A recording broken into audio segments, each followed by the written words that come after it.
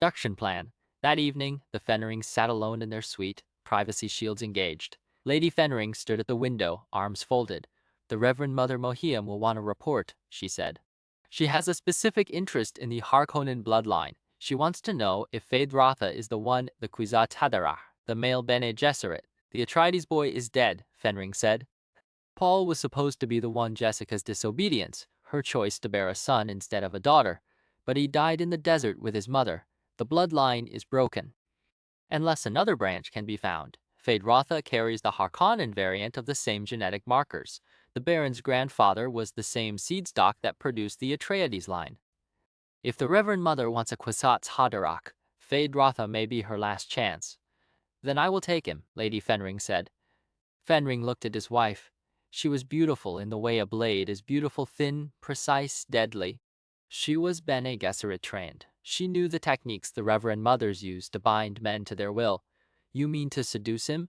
Fennering said. I mean to use him, Lady Fennering answered. The Prana Bindu phrases, the hypnoligation, the chemical triggers, I can plant commands in him that will survive for decades. I can make him ours. He will not resist. He has never encountered a woman who was his equal before. He will be fascinated. And then he will be bound. Fenring nodded slowly. He and his wife had been partners for years in a shadow war no one else knew existed. The Fenrings served the Emperor in public. In private, they served themselves. Controlling the Harkonnen heir was a weapon worth acquiring. There is one thing more. The Baron is keeping Thufir Hawat alive with an antidote. If Hawat's mentat capabilities are intact, he may threaten any plan we make on Arrakis. We will deal with Hawat when the time comes, Lady Fenring said. For now, Feyd-Rautha is the priority. The Emperor may not confirm him, but that does not matter. What matters is that we confirm him as ours. Be careful. The Harkonnens are treacherous, and Feyd-Rautha, for all his beauty, is still a Harkonnen. I am not afraid of Harkonnens. I am Bene Gesserit. Sietch Tabra. On Arrakis, Paul's troop returned to Sietch Tabra through a fissure so narrow they had to turn sideways. The interior opened into a vast cavern, glow globes floating near the ceiling, the air thick with the smell of stillsuit reclamation and spice and human bodies. The news met them at the entrance. Liet Kynes was dead. Hera, the wife of Jameis, came to claim her status. She was tall, her face hard with desert years, her blue-on-blue eyes measuring Paul with open suspicion. You are a boy. Jameis was a fool to challenge a boy. Stilgar stepped between them. The boy killed your man in fair combat. Under Fremen law, his water belongs to Muad'Dib. His woman belongs to Muad'Dib. His children belong to Muad'Dib. Hara stared at Paul. Then something shifted in her face. She whispered, Lisan al-Gaib, and bowed her head. Paul took Hera as his servant, not his wife. Fremen custom gave him a year to decide. He needed someone to manage his household, someone who knew the Sietch and its customs. The weeks blurred into months. Paul trained with the Fremen in desert survival, in knife fighting, in the weirding way of battle his mother was teaching. He became Usul, the base of the pillar, the secret name spoken only among the troop. He became Muad'Dib, the desert mouse, the public name that spread from Siet to Siet like a rumor of hope. Hara showed him the hidden workshops, the weaving rooms where stillsuits were mended thread by thread. She took him to the school where Fremen children chanted ecological terms, tree, grass, dune, wind, cloud, water, learning a language for a world that did not yet exist. Paul had seen the water caches now, the hidden plantings, the dew collectors that drank moisture from the air. The Fremen were not desert animals. They were a civilization in waiting, holding their breath until they could exhale green. But he could also feel the Jihad coiling in the darkness ahead. When the time came, the Fremen would sweep across the galaxy like a tide, and nothing the Imperium could field would stop them. The Reverend Mother's Passage. The old Reverend Mother of Sietch Tabra could not survive another journey. Stilgar announced it before 20,000 assembled in the great central cavern. The old woman sat on a pallet near the front, her face a web of wrinkles, her eyes filmed with age. She had guided the Sietch through raids and famines and the slow work of ecological transformation. Now she was dying, and the Sietch needed a new Reverend Mother before the exodus south. Jessica had been preparing for weeks. The water of life, the liquid exhalation of a drowned sandworm, was a poison so powerful that only a Bene Gesserit could survive its transformation. If she succeeded, she would become a Reverend Mother, with access to the ancestral memories of all women who had come before. If she failed, she would die, and her unborn daughter would die with her. Paul watched from the edge of the crowd, hand on his Christ knife. He could not intervene. Chani was consecrated Sayadina and brought forward the cup. The liquid inside was dark and oily, smelling of cinnamon and something deeper, something that triggered ancestral memory. Jessica drank. For a long moment, nothing happened.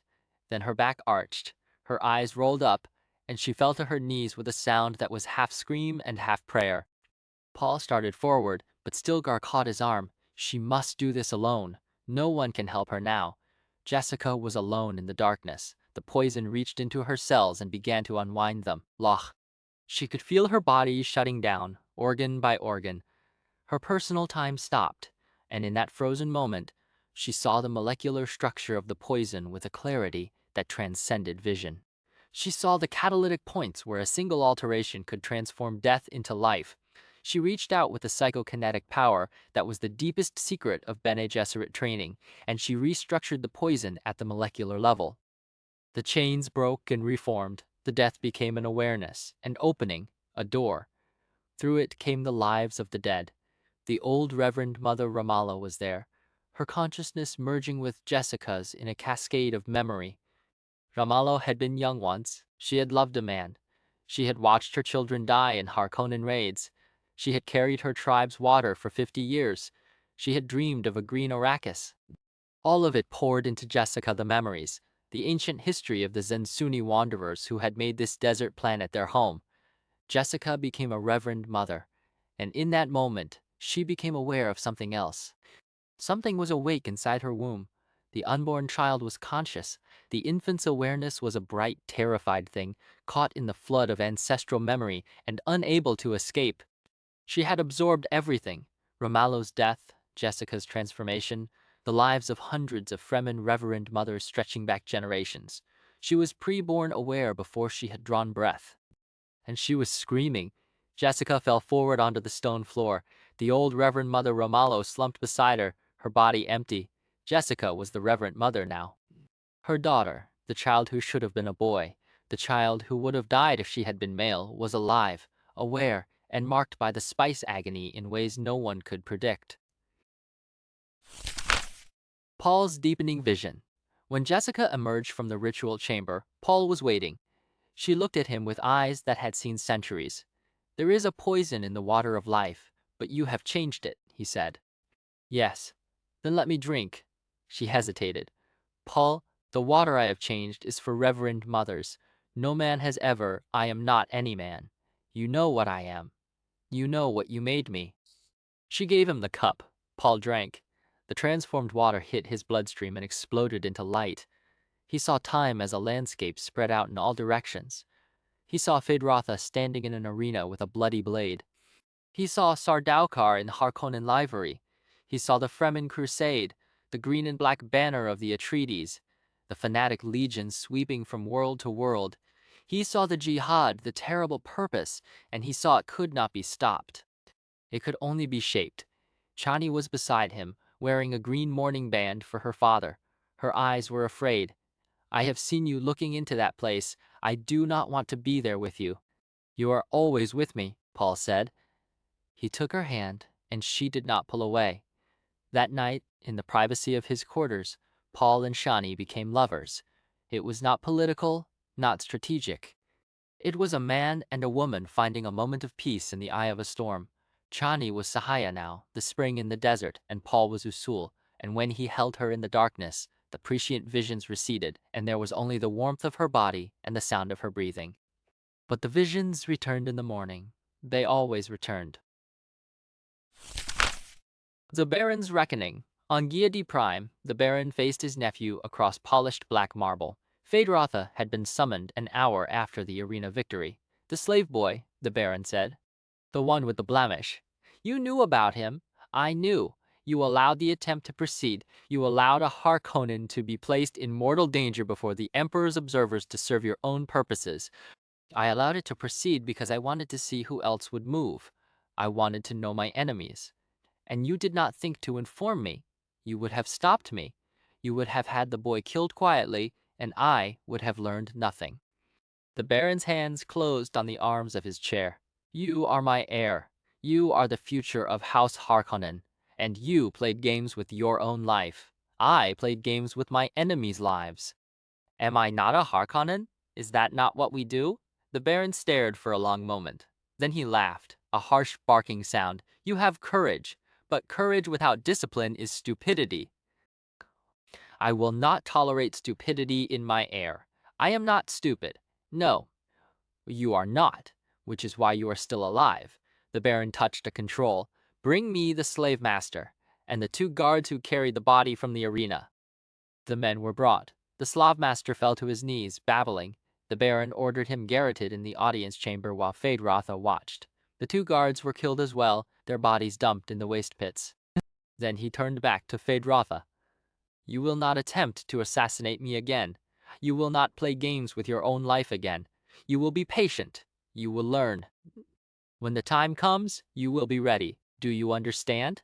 Feyd-Rautha bowed his head. I understand, uncle. But as he left, he was already planning. The Baron was old. The Baron had made enemies of the Emperor, the Guild, and half the great houses. When the Baron fell, Feyd-Rautha would claim what was his. He would be patient. He would learn. When the time came, he would be ready. Hawat's warning. In the weeks that followed, Thufir Hawat established himself as the Baron's primary strategic advisor. The Mentat was old now, his eyes rheumy from spice exposure, but his mind was sharp. One evening, Hawat brought a computation that made the Baron's blood run cold. You asked me to explain my warning to Raban about the Fremen. I have completed my analysis. Tell me, Seleucus Secundus, your excellency, the Emperor's prison planet, do you know why the Imperium uses it? The weak die there, precisely. The environment is so hostile, only the strongest survive. The Imperial conditioning program does not create Sardaukar, it selects them. Over 10 generations, constant pruning of the weak has created naturally superior soldiers. The Sardaukar are not trained, they are bred. The Baron felt the first cold finger of unease. What does this have to do with the Fremen? Arrakis is Seleucus Secundus, but worse. The desert is more deadly than any prison planet. The worms, the lack of water, the isolation, these things have been selecting the Fremen for thousands of years. They are what the Sardaukar pretend to be. Raban has been killing them for 2 years. How many can be left? Hawat's eyes were distant, focused on internal computation. Raban has reported 15,000 Fremen killed. During the same period, he has lost 30,000 troops. The Sardaukar lost almost 5-1 against Fremen ambushes, so they are good fighters. We knew that. There is more. Based on logistics, water consumption, known CH locations, I estimate at least 250 Fremen CHs. Each averages 20,000 people. That gives a base population of 5 million. Given hidden CHs and uncounted populations in the deep south, the actual figure is closer to 10 million. The Baron's mouth went dry. 10 million? 10 million potential soldiers living on a world that makes Seleucus Secundus look like a pleasure garden, and they are organized under a single leader, a man called Muad'Dib. Their religion has united them. They are not just fighters. They are a waiting army. The Baron stared at Hawat with something approaching horror. The Atreides Mentat, the man he had poisoned and controlled, had just handed him the most terrifying computation of his life. The Fremen were an existential threat, and the Baron had dismissed them for years. What do you recommend? Let Rabban continue his campaign. Let him brutalize the population, drive the neutral Fremen into opposition, make the people desperate for a savior. Then remove Rabban and install Feyd-Rautha as the liberator. The people will welcome him. The moderate Fremen will negotiate. The fanatics will be isolated. It will cost in spice production. It will cost more to do nothing. The Fremen are building something, Your Excellency. We are running out of time to stop it. The Baron nodded slowly. Make the arrangements. Rabban will continue for another year. Then Feyd-Rautha will go to Arrakis. But even as he said it, the Baron planned another contingency if Feyd-Rautha failed, if the Fremen proved too strong. If the Emperor meddled, there were always other options. The Baron had not survived 60 years by trusting any single plan. He would prepare for every eventuality. He would scheme, he would wait, and when the moment came, he would do what Harkonnens had always done. He would win, or he would make sure that everyone else lost. On Arrakis, 2 years of desert war and hiding had reshaped Paul Atreides and the Fremen who called him Muad'Dib. The years pass. 2 years. 2 years of hiding, of fighting, of building. Paul Atreides, known to every Fremen as Muad'Dib, had become more than a man. The Fremen brought him their sons for training, their disputes for judgment, their hopes and fears and dreams of a green world. He shaped all of it into a weapon. He had a son now. Leto I named for the grandfather the child would never meet. The infant was solemn-faced, with his mother's blue on blue eyes and his father's sharp stare. Paul held him in the southern Siet's packed earth quarters and thought about the future spiraling out from this moment. In many, the child died. In many, the child lived and did terrible things. In all, the child carried Atreides' blood, a burden Paul would not have wished on any son. Chani had killed for him. A young man from a neighboring Sietch had declared Muad'Dib a false prophet and his woman a Harkonnen spy. Chani had not waited for Paul to fight. She had taken the challenger aside and ended him with a Kreis knife. After that, the number of challengers testing Paul's blade dropped dramatically. "I did it for you," Chani said. "I did it for our son." Paul held her in the darkness and listened to the distant thump of a worm moving through the sand. His mother's warning echoed, "When religion and politics travel in the same cart, the riders believe nothing can stand in their way."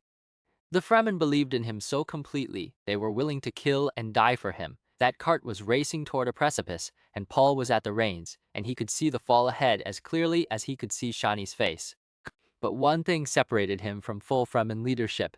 He had never ridden a maker. The Sandrider's test. The morning of the test, the southern Sietch was still dark when Stilgar appeared at Paul's quarters. Stilgar came at dawn. "It is time. You have put this off long enough." Without the Sandrider's right, Paul could not lead the Fremen to war. He could not access the great Southlands except as a Palanquin rider. He was Muad'Dib, but not yet a man of the desert in the way that counted most. Stilgar gave him a thumper, a plastic rod with a spring-driven clapper tuned to the frequency that drew worms. "I prepared this myself. You will call a maker. You will mount it. You will ride it. If you fail, I will tell the troop you died bravely." Shishakli stepped forward with his maker hooks. "Take these. They have never failed me." Paul took the hooks, curved blades of Fremen steel polished smooth by years of use, handles wrapped in worn leather. He walked onto the open sand and set the thumper. The steady beat began. Lump, lump, lump, lump. A sound no desert creature could ignore. The sand rippled. A wave moved toward him with the speed of a diving hawk.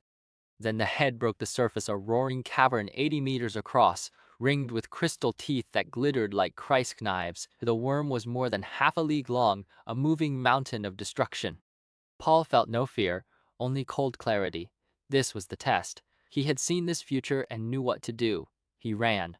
The worm turned to follow. He angled his run, letting its momentum carry it past, and planted a maker hook in the soft flesh between two ring segments.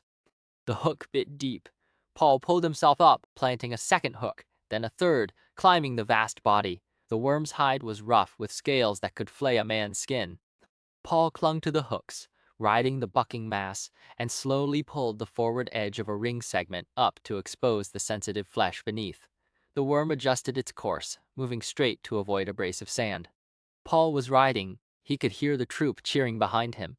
He could see the desert spreading out around him, vast and empty and beautiful in a way no Caladan meadow had ever been beautiful. He was a sand rider. He was Fremen. He was whatever the desert had made him. When he dismounted, Stilgar was waiting. The Naib's face was a mixture of pride and fear. "You mounted without a secondary rider. You ignored the drum sand? You nearly lost control 3 times. You have much to learn." "Yes, I know. You apologize. A Naib does not apologize. A Naib rules. But I will rule my way." Paul turned to face the troop. "We go south. There are things I must see, decisions I must make. But first, I will see my son." The reunion. 3 days into the southern march, the spotter called down. An unmarked ornithopter, flying low over the sand, Paul studied it through his binoculars. A smuggler vessel, no house markings, no guild insignia, the kind of craft that ran spice through the desert behind the backs of the Harkonnens and the Imperium alike. "We capture it," Paul said.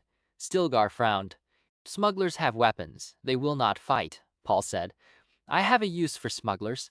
They set a bait station, a false spice blow that smugglers could not resist, and settled into ambush positions." The ornithopter circled twice, then landed. Armed men emerged, moving toward the bait with practiced caution. Paul gave the signal. The Fremen rose from the sand, closing the circle. Paul stepped forward. The leader was older than Paul remembered, his face weathered, his eyes hard with years of surviving impossible odds. But when he saw Paul, when he recognized the face behind the stillsuit mask and the blue-on-blue eyes, his whole body froze. "Paul?" The voice was ragged, disbelieving. "Paul Atreides?" Gurney Halleck stood in the sand with his arms pinned by two Fremen warriors, staring at a ghost. "Hello, Gurney," Paul said, and he smiled. Behind them, the desert stretched into infinity, full of worms and spice and the promise of a war that would change the galaxy forever. Ahead, the future branched into 1,000 possible paths, and Paul could see them all. But for this moment, there was only the reunion of two men who had loved the same duke, who had lost the same world, who had carried the same grief and the same fury and the same impossible hope. The reunion was real. The rest would come. The next episode continues in source order. Episode 6. Gurney reunites with Paul to Paul's terms of victory and the political marriage. Gurney Halleck dropped from the thopter hatch, scarred face tight with suspicion. The spice patch ahead gleamed too rich, too exposed. He had survived too many ambushes to trust such gifts. "Come down at the ridge's edge," he ordered. "Well, scout those rocks on foot." His boots touched sand, and immediately that neck prickle warned him. The rocks above were too quiet, the spice color too uniform. Someone had laid this trap with care. The rockets came from 3 directions, slamming into sand and spraying orange dust. His squad was pinned in a crossfire of smoking projectiles within seconds. "Hold fire." "They want us pinned, not dead." Through the dust, Fremen materialized from the rocks, dozens of them, moving with that disquieting fluidity Gurney had learned to recognize. They parted, and their leader stepped forward. He pulled back his mask, revealing spice-blue eyes and a face older and harder than memory, but the bone structure was Leto's jawline, softened by his mother's blood. Gurney's hand froze on his weapon. "Paul?" The young man smiled. "Hello, Gurney." His crew stood bewildered. They had heard of Muad'Dib, but had assumed a myth, not a ghost. "Lower your weapons," Gurney commanded. His voice came steady. "He is the rightful Duke of Arrakis. Paul Atreides, son of Duke Leto, my duke." Paul stepped closer, and Gurney registered the sadness, the iron control, the commander's assessment. "I'd not have expected you to walk into this trap, Gurney, and properly chastened." He gestured at the spice patch. "A sand grain's thickness, bait to lure us. That's a wager you'd win, chatty." Paul looked at the dark-faced Fremen beside him. "Stilgar, this is Gurney Halleck. He trained me in arms on Caladan." Stilgar studied Gurney with a killer's flat evaluation. To Paul, he said carefully, "You are his duke." Something territorial colored the intonation. A bundled object was passed down Gurney's balisette, lost since Arakin's fall. He took it with trembling hands. "My lord, for years I thought you dead. For years I thought you dead." Paul's voice gentled. "I am glad we were both wrong." Desert power. The troop retreated to a ridge cave where Gurney glimpsed the full scope of Paul's operation. Fremen moving with military precision, sentries, communications, and organized purpose distilled from Atreides' war councils into something leaner and deadlier. "Your men will be treated well," Paul said. "Those who can be trusted will be absorbed. Those who cannot will carry a message. The desert now belongs to the Fremen. Muad'Dib claims Arrakis. Claims Arrakis." Gurney studied his former student. "You've trained them. That's Atreides' infantry tactics adapted for open erg. We learn from our teachers." Paul's eyes glinted. "I had excellent ones." "My Duke." Gurney spoke the words again, feeling their weight. "With Duke Leto dead, the title passes to you. The pattern takes on shape." A silence fell, shared grief neither had been able to mourn properly. "How did you survive?" Paul asked. "Scattered. The Harkonnens took Arrakeen in the first hour. 20 of us reached the desert. The Fremen gave us water, accepted us. Then I found the smugglers." He leaned forward. "The operation is bigger than you might think. Factories, carryalls, guild contacts, and among my crew, I suspect Sardaukar agents, men who joined in the past 6 months, who fight too well for ordinary offworlders." Paul nodded as if confirming something already known. "They've been hunting us for 2 years. They believe killing Muad'Dib will break Fremen unity. They believe wrong." But Lady Jessica Gurney's scarred face twisted. "For years I thought of her with grief, believing her dead. When can I meet up with her? She is in the south. First let me show you something." He led Gurney to the cave entrance. A rumbling grew deeper than a freighter engine, vibrating through stone. A worm rose from the sand, immense, its mouth 80 meters across, crystal teeth catching the sun like Christ knives. On its back stood a Fremen rider, guiding the creature like a pilot steering a thopter. "You ride them," Gurney breathed. "We ride them. The desert that was our prison has become our fortress." Paul's voice held iron. "This is desert power. This is what the Harkonnens never understood. You ride them by day." Gurney's military mind engaged instantly. "Rabban lacks air cover. If you can move troops by worm during daylight, we can strike anywhere, anytime. We have rockets too, forbidden by the Great Convention, but we use them. We have no treaty with the Imperium." Gurney felt a place dead within him stir to life. "My Duke, what are your orders?" Sardaukar in disguise. The Sardaukar chose that moment to attack. They came from among Gurney's own crew, 3 men he had trusted, positioned near the cave entrance. The first killed the Fremen sentry with a Shigawire garrote. The second lunged for Paul. Gurney cleared his sheath, but Paul was faster, sidestepping with the shield fighter timing Gurney had drilled into him, catching the Sardaukar's knife arm, driving him face first into the cave wall. "Down!" Paul shouted. His voice bypassed conscious thought, speaking directly to nerves and primitive reflexes. The Sardaukar faltered. Their imperial conditioning was supposed to make them immune, but this was not a Bene Gesserit voice. This was something raw and absolute. Stilgar was on the second Sardaukar before he could strike with a concealed thumbnail blade, his Christ knife point against the man's throat. The third had killed one of Gurney's genuine crew and was retreating when Paul's voice caught him. "Stop! Drop your weapon! Kneel!" The man's body obeyed before his mind could resist. He fell to his knees, knife clattering. Gurney stared. He had seen Jessica use voice on Kaladin, but Paul's command was deeper, more absolute. "Who commands your squad?" "I am Captain Aramsham, 3rd Cohort." I am the one your emperor fears, the one who has destroyed your forces in 37 engagements, the rightful Duke of Arrakis." Paul crouched, bringing his face close. "And you are my prisoner. We do not surrender. You have already surrendered. The emperor cannot send reinforcements because the guild fears the desert. You are alone, Captain." "You always were." The captain's eyes flickered to his comrades. "If I give my parole, you will kill me anyway. If I wanted you dead, you would be dead. What I want is a message delivered." Paul straightened. "Stilgar, strip them to the skin and burn everything." Sardaukar carry hidden weapons, false teeth, Shigawire and hair, poison capsules, needle throwers disguised as belt buckles. "You know our methods. I know your training. I know the Emperor breeds you on Solusa Secundus like fighting dogs. I know you think yourselves the finest soldiers in the Imperium." Paul's voice went cold. "I have watched my Fremen slaughter your brothers at odds of 5 to 1. He turned to Gurney. "The captain and 1 man will be released." "Released?" Gurney's hand tightened on his knife. "They will report everything. Yes, that is precisely what I want." The Spice Gambit. In the inner chamber, away from prisoners and troop, Paul explained. "The people who can destroy a thing control it. You taught me that you do not attack a man's strength. You attack what he cannot protect." "You are not talking about the Sardaukar. I am talking about spice. Without spice, no guild navigation. Without the guild, no interstellar travel. Without travel, no Imperium. Spice is the single point of failure, and all of it comes from Arrakis."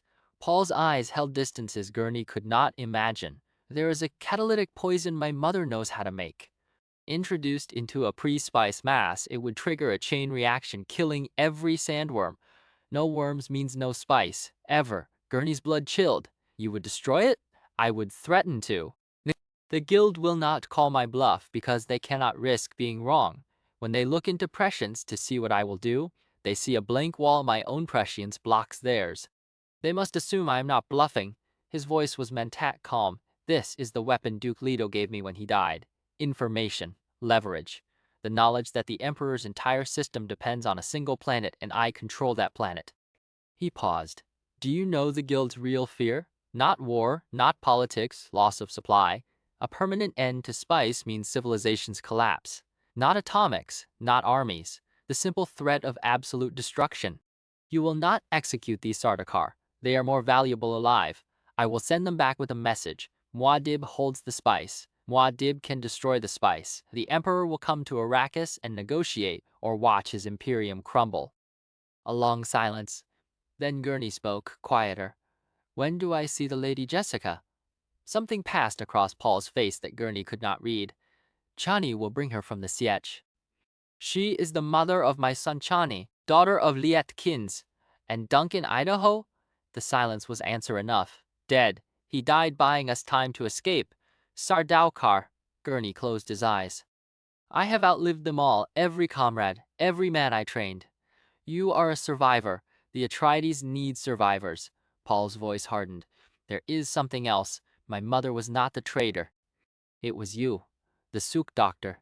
He planted the suspicion to cover his own betrayal, delivered my father to the Baron, and died for it. The words hit like a physical blow. For years, Gurney had believed Jessica Atreides betrayed her duke. His hand moved toward his knife, automatic. I was going to kill her, he said flatly, the moment I saw her. For years I dreamed of it. You will not harm her. No, but I must hear it from her own lips. Gurney's knife hand uncurled. The two men, old warrior and young duke, sat together as the desert wind howled outside, bound by grief, loyalty, and a war's terrible weight.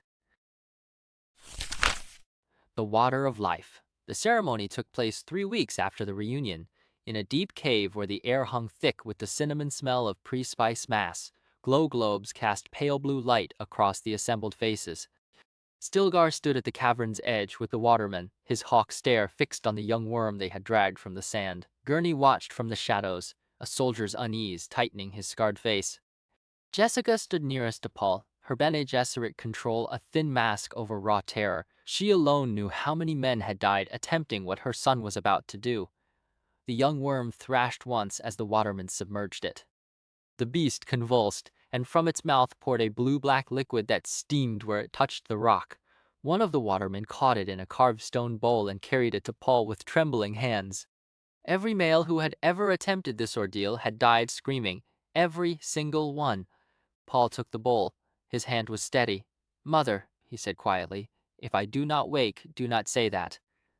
If I do not wake, tell Chani I chose this. Tell her I saw no other path. Jessica's voice cracked through the control. Paul, he drank. The liquid hit him like a physical blow. His body locked rigid, eyes open and unseeing, and he dropped. Gurney lunged forward and caught him before his skull struck stone. The bowl shattered. Paul lay in Gurney's arms, utterly motionless, his face waxen, his breath so shallow it barely misted a glass. He is alive. Jessica's hands pressed his temples, her Bene Gesserit senses probing. Barely. The thread is there, but he has gone where I cannot follow, into the dark place. Can you wake him? Stilgar demanded. I have tried. I will keep trying. Her voice was hollow. But I do not know if his body can sustain the conversion. They carried Paul to a pallet in the Sayadina's alcove and laid him there. For 3 weeks, Jessica did not leave his side. She tried every discipline she knew, metabolic suggestion, cellular command, the deep mind trance that could restart a failing heart. Nothing worked. Paul's body remained locked in a coma so profound that only refined Bene Gesserit detection could confirm he still lived. His face did not change, his pulse did not quicken. He had gone somewhere beyond her reach, and she could not follow. On the 3rd week, she summoned Chani. She signed the summons in Muad'Dib's name. It was a manipulation, and Jessica knew it using the bond between Chani and Paul to bring her north without alerting the Sietch to the truth. But she saw no other way. Paul was dying, or becoming something else, and Chani deserved to be here. Chani arrived believing Paul had called for her. She swept through the hangings into the alcove and stopped. She saw the body on the pallet. She saw Jessica's hollow face. How long? Channa's voice was steady. She did not weep. Fremen did not give water to the dead before the body was cold. 3 weeks. You summoned me under his name? Yes. I needed you here without causing unrest. The Sietch cannot know their Messiah lies dying. Chani knelt beside the pallet. She placed her hand on Paul's chest, feeling the faint, slow pulse beneath his ribs. The silence stretched. Can you wake him? I have tried everything I know. Then I will stay. Chani settled beside the pallet, her hand never leaving his chest. Until he wakes or dies, there is nowhere else for me to be. Jessica stared at this girl, her son's lover, the mother of his child. Something passed between them. The shared terror of watching the man they both loved slip toward death, unable to follow.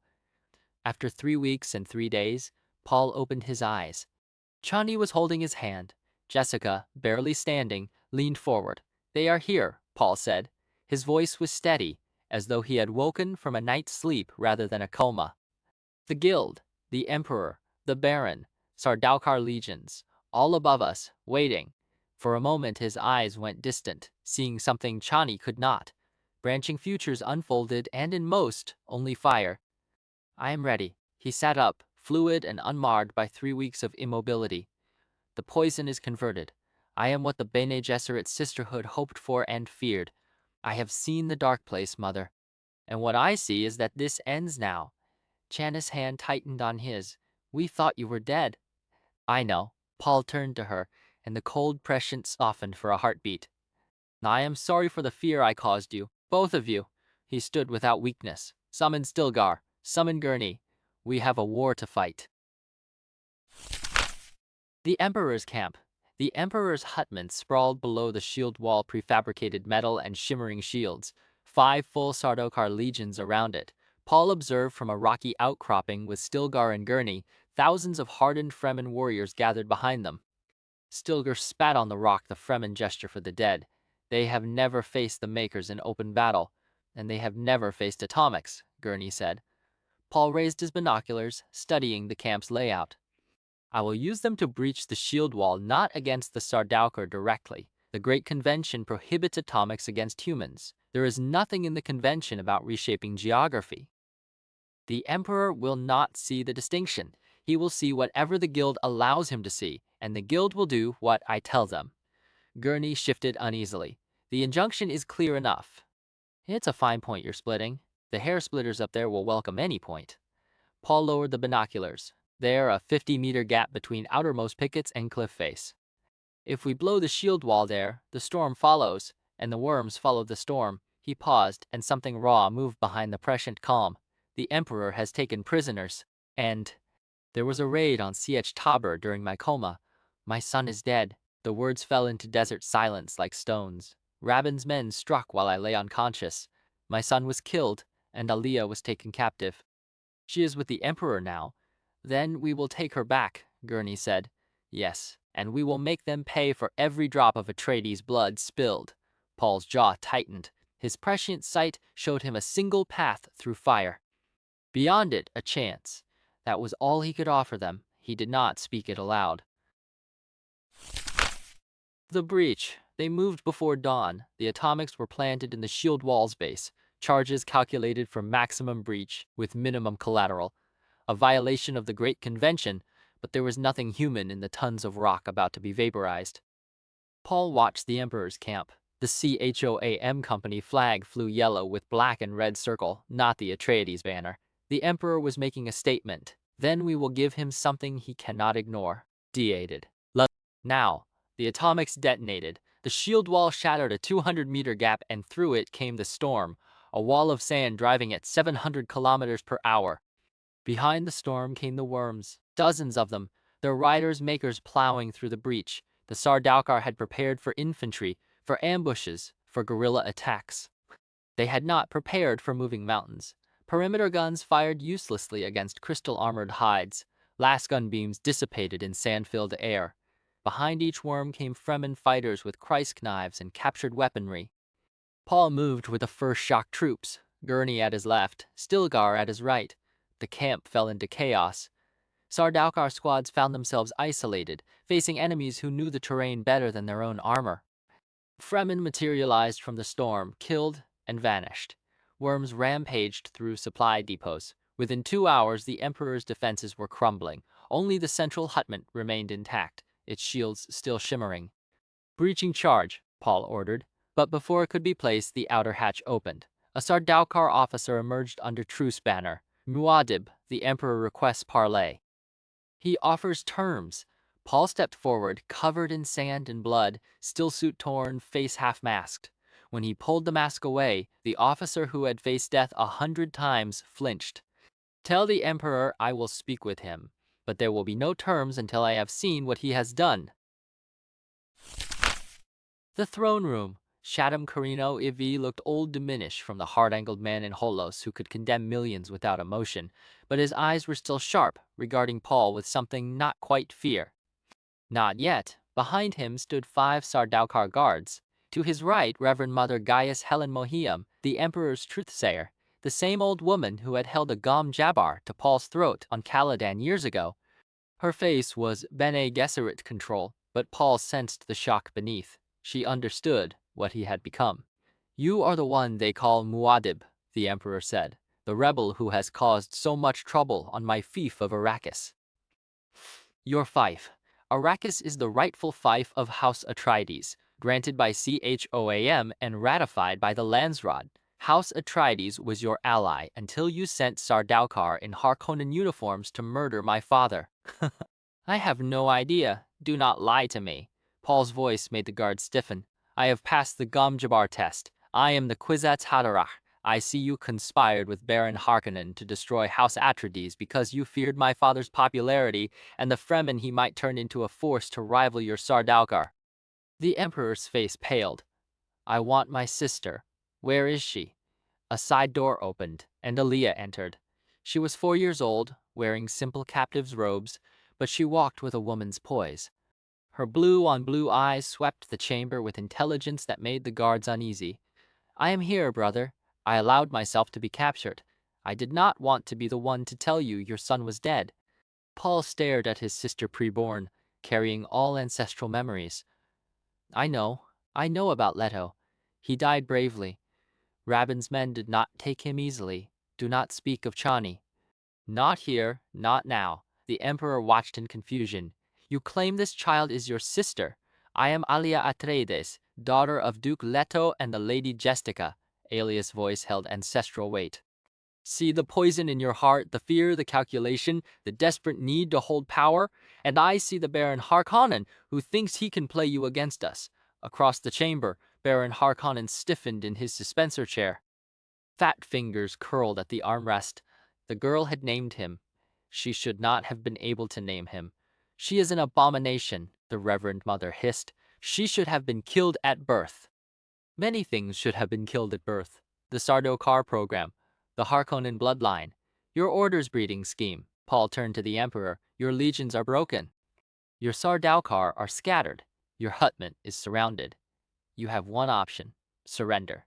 And if I refuse, then I will destroy spice production permanently. A catalytic poison into a pre-spice mass will kill every sandworm. No spice, ever. The guild will be unable to navigate. The Imperium will collapse into isolated, starving worlds. Within 10 generations, human civilization will be a memory." The Reverend Mother's face twisted. "You would not. The guild knows I am not bluffing. That is why they have not intervened. That is why your reinforcements are not coming." Paul stepped closer. "Surrender. Abdicate. Name me your heir. Give me your daughter Irulan as empress. In exchange, I will let you live in exile. There is another option." The Emperor's voice was slow. Fenring Count Hazimir Fenring stepped from the shadows, the Emperor's deadliest weapon, a small man with quick eyes and quicker hands. "I will not," Fenring said. "Count Fenring," I said, "I will not. This boy is dangerous, perhaps the most dangerous human ever to live." But he is also— Fenring's eyes met Paul's. Something passed between them, recognition deeper than words. "He is my brother. In a sense you could not understand." Paul understood. Fenring was a failed Kwisatz Haderach, a genetic eunuch whose potential recognized Paul. "You could kill me." You are one of the few who could. Yes, but I will not. Paul turned back to the emperor. Surrender, abdicate, name me your heir, or watch your Imperium burn. The silence stretched. Then the ruler of 1,000,000 worlds bowed his head. I accept your terms. The final reckoning. Before terms could be formalized, one last piece of old business waited. Thufir Hawat was brought before Paul in the secured residency. The old mentat was dying, the Baron's residual poison reaching its final stages. Without antidote, his body was shutting down. But when he saw Paul, something kindled in his ancient eyes. I knew you were alive, Hawat whispered. The Baron tried to use me against you, but I found ways to resist. Ways to help, I know. Your computations the Fremen population estimate. The Seleucus Secundus analysis you gave the Baron just enough truth to make him afraid and withheld the rest. The Emperor gave me this. Hawat's hand moved feebly, revealing a tiny needle. He wanted me to kill you. Did you? Hawat opened his palm, letting the needle fall. I serve House Atreides. I have always served House Atreides. I would rather die than betray your father's son. Tears ran down his ancient cheeks. I raised you. I trained you. I am proud. Tell them Thufir Hawat was loyal. Tell them he never broke. You will tell them yourself. No. The poison has run its course. His hand found Paul's, gripping with surprising strength. You are my duke. You are my boy. You are. The old man's voice faded. His eyes went distant. Thufir Hawat, master of assassins for House Atreides, died in the arms of the only duke he would ever serve. Paul remained kneeling. When he rose, his eyes were wet, but his voice was steady. Take his body to the Sietch. He will have a water funeral. He earned it. The settlement. Formal negotiations took place in the shattered throne room. Paul dictated terms, and there was no negotiation, only acceptance. The emperor would abdicate. Paul Atreides, Duke of Arrakis, would be crowned emperor. Princess Irulan would marry Paul in a political union binding House Carino to House Atreides. The emperor's CHOAM holdings would transfer as dowry. All surviving Atreides loyalists would receive titles. Gurney Halleck would be given Caladan. Stilgar and the Fremen would retain Arrakis under their own laws, with Paul directly managing the spice trade. The old emperor would be exiled to Seleucus Secundus, which Paul promised to transform into a garden world. The Reverend Mother stepped forward. And what of the Bene Gesserit? You will tell your sisterhood what you have seen. The Kwisatz Haderach is not your tool. The breeding program ends, the manipulation ends. You will advise when asked, teach when permitted. You will never again treat human beings as livestock. Do you know what you are unleashing? The Jihad. I have seen the crusade that will sweep the galaxy. I have seen the billions who will die in my name. I have also seen what happens if I do not claim the throne, and that future is worse. The weight of prescient knowledge settled over him like a burial shroud. This one is the best I could find. He turned his back. This audience is concluded. That night, in a quiet, undamaged room of the residency, Paul found Chani at the window, looking out at the stars. I heard about the marriage, she said without turning. An empress for an emperor. Paul came behind her, but did not touch her. A political arrangement. Irulan will have the title and the public role, but she will not have me. She will be a wife in name. You will be my wife in truth. My Sahaya forever. There will be no children from Irulan, only from you. And what will the historians say? The historians will say whatever I tell them to say. I am the emperor now. A faint, bitter smile. Or I will be, in a few hours. Chani turned, searching his eyes. I do not want to be a concubine while another woman wears your ring. You will not be. You will be my consort, my love, the mother of my children. Irulan will have a throne. You will have me. He took her hands. I swear it. Chani, by the water of our son who died for this victory, I swear my marriage to Irulan will be empty of love. She will be a political convenience. You will be my life. Chani's face crumpled. Swear it again. I swear it by the desert, by the makers, by the water of our tribe. My heart belongs to you. It has always belonged to you. It will always belong to you. She put her head against his chest, and they stood together in starlight while outside the work of empire began. His son was dead. His father was dead. His teacher was dead. Everything that had defined his life on Caladan was gone. replaced by an empire built on threat and fear and the shadow of holy war. But Chani was here, live, warm against him, and for this moment, that was enough. The Jihad could wait until morning. Paul Atreides ends his story on a throne he never wanted, watching a jihad he cannot stop. But the novel leaves us with another image, quieter and just as persistent. The Fremen water caches, sealed in hidden basins beneath the sand, waiting for the day Arrakis will bloom. That ecological promise terraforming a dead world one drop at a time, over centuries is the engine beneath all the politics and prophecy, and it is where the book itself began. In 1957, Frank Herbert traveled to Florence, Oregon, to write a magazine article about the Ustaz attempt to stabilize shifting sand dunes with poverty grasses.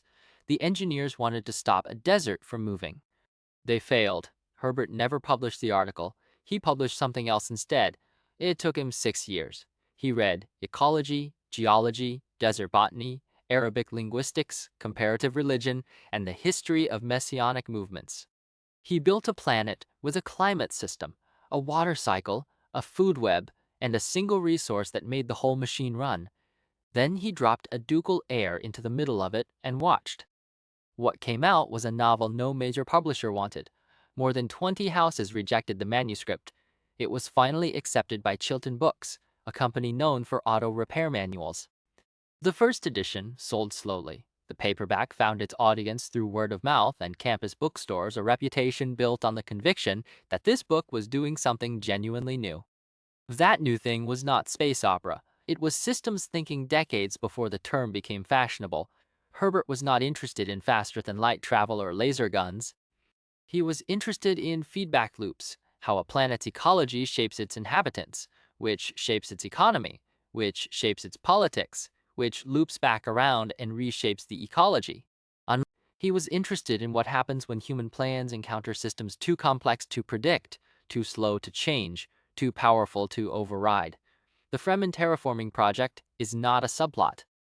It is the novel's deepest structural logic. Change one variable, introduce water, and everything else shifts. The worms die, the spice stops, the Imperium collapses. Paul sees this. He knows the ecological transformation his followers dream of will destroy the very resource that gives them leverage. So he stalls. He promises green oases while quietly ensuring enough desert remains to keep the worms alive and the spice flowing. This is not heroism. It is the behavior of someone who understands that every solution creates new problems and that the problems will arrive on their own schedule, indifferent to human urgency. Herbert spent 6 years building a world to house that single, uncomfortable insight. The novel has now outlived its author, its original publisher, and the USDA Dune stabilization program that sparked it. It has been adapted, imitated, argued over, and assigned in courses on ecology, political science, and religious studies. It remains in print in dozens of languages because the question it poses refuses to age. What do you do when you can see the system failing and cannot stop it? The dunes are still shifting. We are still trying to hold them in place.